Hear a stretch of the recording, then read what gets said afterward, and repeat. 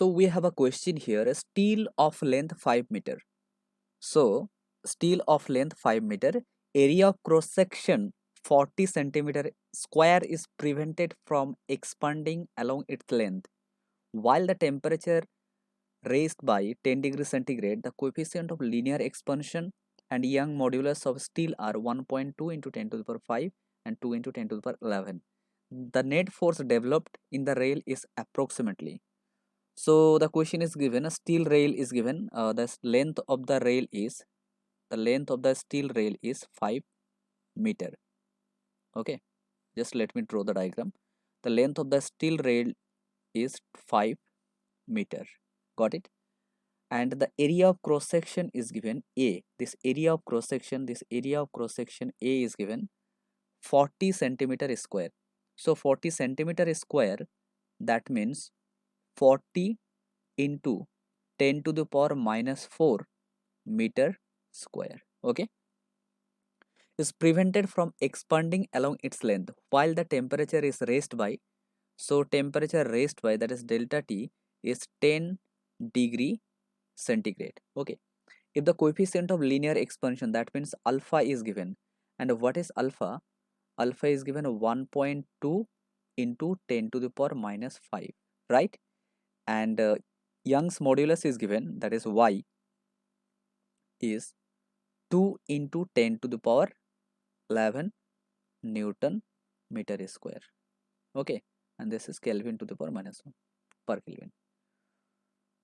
So we have to find out the force developed in the rail is approximately. So we have to find the force developed in the rail. So guys, we know that Young modulus is given by Young modulus y is given by, that is force per unit length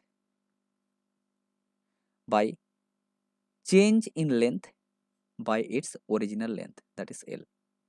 So from this one we can write here that y will be, that is Young modulus will be F by A into L by delta L, right? And we know from thermal expansion that change in length, that means delta L, is proportional to its original length, and delta L is also proportional to its change in temperature. That means delta L is proportional to L into delta T, right? Or delta L is equals to, we can write here equals to alpha, a linear coefficient. This is the linear coefficient L into delta T. So what will be delta L? So in this from this equation we can write the value of delta L here. So just try to understand what will be delta L. So we can write here F by A into L by delta L.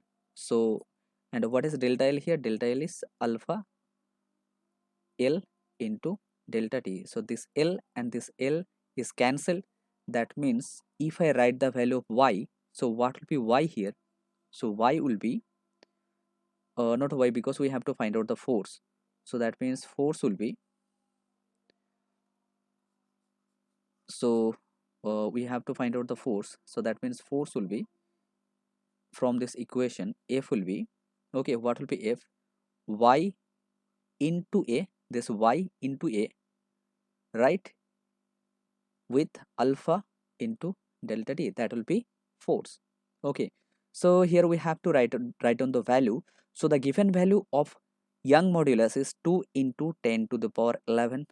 Okay, and the given value of area is 40 into 10 to the power minus 4. I hope it's right. Okay, you can check it out. And alpha is given, that is 1.2 into 10 to the power minus 5. Clear? And the change in temperature is given, that is 10 degree centigrade. Okay, so we have to convert 10 degree centigrade. Clear? Because temperature is given is 10 degree centigrade. Clear? So we have to change the temperature. Okay, so if I put the, just keep it 10 degree, so the answer will be, the final answer will be, that is 9.6 into 10 to the power 4. That will be 9.6 into 10 to the power 4. Okay, that means 1 into, it will be approximately 1 into 10 to the power 5 Newton. This one will be the force. Got it? Okay, is that you just check it out. So the final answer will be 1 into 10 to the power 5 Newton. Okay.